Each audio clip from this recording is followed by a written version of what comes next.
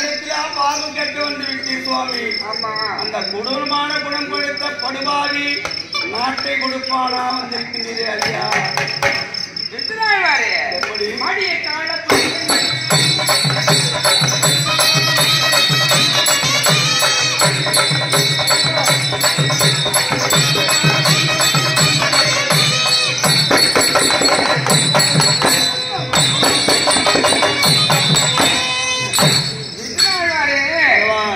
மடியைக்கான வந்து நேர்ந்தால் நம்ம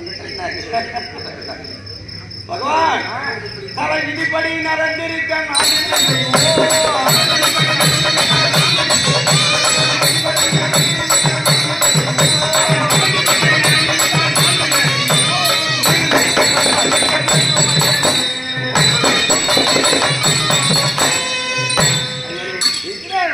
தலை விதிப்படி அவரவர்கள் விதிப்படி நடந்து கொண்டே இருக்கும். அதை மாற்ற யாராலும் முடியாது. நாம என்ன செய்ய போறோம் இல்லையா? அதனால என்ன செய்யணும் வித்ராழ்வாரே? துரியோதனன் அழைப்பு கொடுக்காவிட்டாலும் என் குடிசைக்கு வந்திருக்கிறீர்கள் அல்லவா வித்ராழ்வாரே?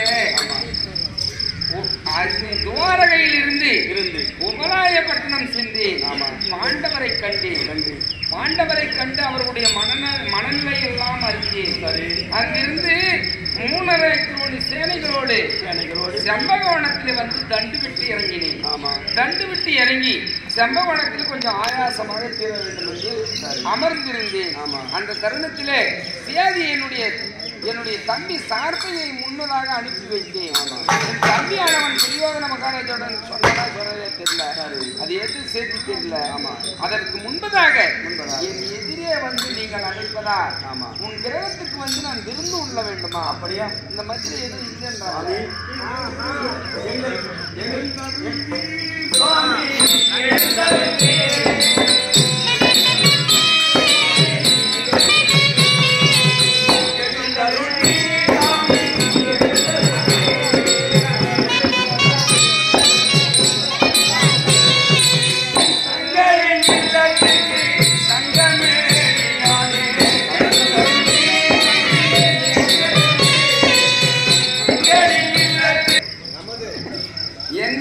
எங்க வீடுன்னா எங்க போய் வீடு அது கிடையாது சுவாமி. அதனால தங்களுடைய குடிசை சரி, எனக்கும் ஒரு குடிசை இந்த அஸ்தினாபுரத்துல இருக்கா அப்படின்னா தங்களுடைய விருப்பப்படி உன்னுடைய குடிசையில் வந்து நான் விருப்பம் சம்மதம் இந்த குடிசை செய்ததும் அடியேன் செய்த பாக்கியமோ ஏனால் எங்களுடைய இல்லத்திற்கு வந்தது யார் செய்த புண்ணியமோ, முன்னோர்கள் செய்த புண்ணியமோ, நான் எங்கள் வீட்டுக்கு குடிசைக்கு வந்ததுமில்லாமல் விருந்துக்கு சம்மதித்து விட்டீரே ஐயனே, எதுவே எனக்கு சந்தோஷம். அப்படியே ஆகட்டும். உன் மனப்படி நான் நடந்து கொள்ள நான் சந்தோஷப்படுகிறேன். குடிசைக்கு வந்து நான் விருந்து சம்மதிக்கிறேன்.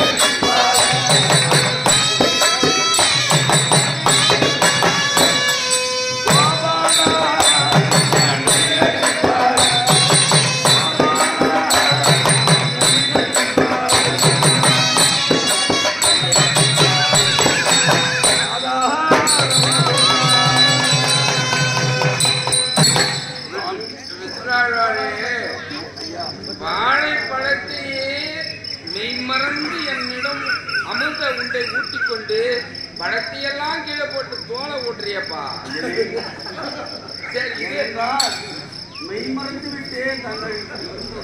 நீ மெய்மறந்து எனக்கு உணவு அழுத்துகிறீர்கள் என்று எனக்கு நன்றாவே தெரியும். 32 பலகார பட்டணத்தோடு சாப்பிடுகிறீர்கள். இந்த தோலும் ருசியாகத்தான் இருக்கிறது. மெய்மறந்து கொடுக்குறது இல்லையா?